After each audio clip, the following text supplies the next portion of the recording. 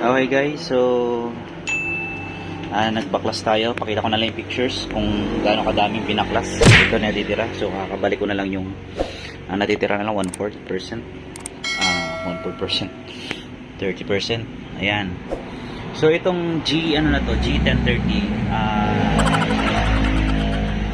kumakain ng papel. Issue niya kumakain ng papel. Gutom. Ayan. Nasaan na yung device ko? Ayan.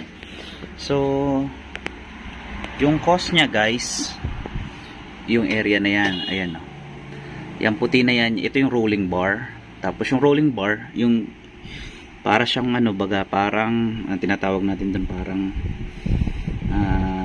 tawag dito bearing, parang bearing niya yun. So hindi siya plastic, siya na bearing ha. Ito yun o. So pinalitan natin, tingnan nyo guys. Ayan o, pinodpod ni kasi wala na pong langis. Bakal sa ano na po yan, bakal sa plastic na siya, wala na siyang oil. Tingnan yung laki ng clearance, oh. Laki ng pinudpod. So ang tendency guys, bumaba yung rolling bar. So pag bumaba yung rolling bar, dapat mataas siya para yung papel pa ganon. Eh nangyari, bumaba siya, di ang papel pa ganon. Oh. So tumatama na po siya sa cartridge. Pag tama niya sa cartridge, babaluktot na yung dulo ng papel.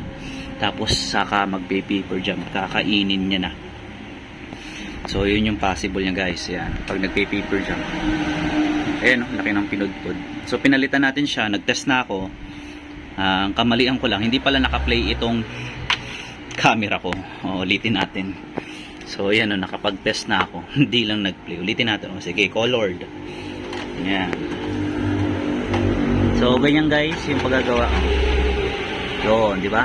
Hindi na siya sumasabit doon. Kasi bumaba yung rolling bar eh. Pag bumaba yung rolling bar, yung papel aangat ang paganoon. Aangat yung dulo ng kaunti, clearance. Kahit kaunting clearance lang po ang iangat niyan. Maga-scratch po yan. Cancel natin. Print po tayo ulit. So tatanggalin ko na tong, ayan, tanggalin ko na to. Kunyari may piprint tayo, black. Natin, kung kakainin. Diba, hindi.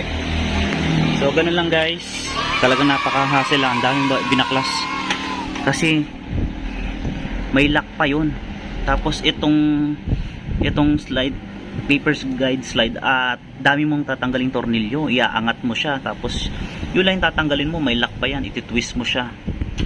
Yan, may lock siya. Ayan, ito igaganito mo yan, tapos ititwist mo siya.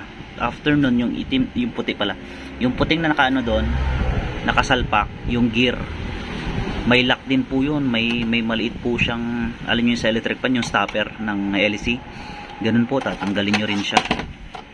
Ayun, natanggal yung aking sa sensor. Pasensya na.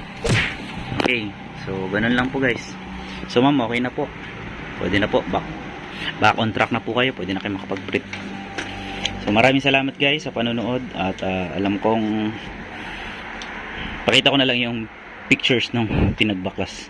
Hindi ko na siya madodocument. Sobrang daming trabaho. So ayan guys, so, maraming salamat. Ito lang yung sira niya guys. Basta't nagkakaroon siya ng paper jump, gumugusumot siya. Tignan nyo kung nakadikit ba siya dun. Laki ng clearance. Alright, so maraming salamat guys. Don't forget to subscribe to my channel, and please like and share and click the notification bells guys. So para kung may mga video tayong mga informative na pwede nyo mapakinabangan, just clue or magbigay sa inyo ng lead, okay, I hope na makatulong. So maraming salamat sa panonood, and see you on my next video. Goodbye.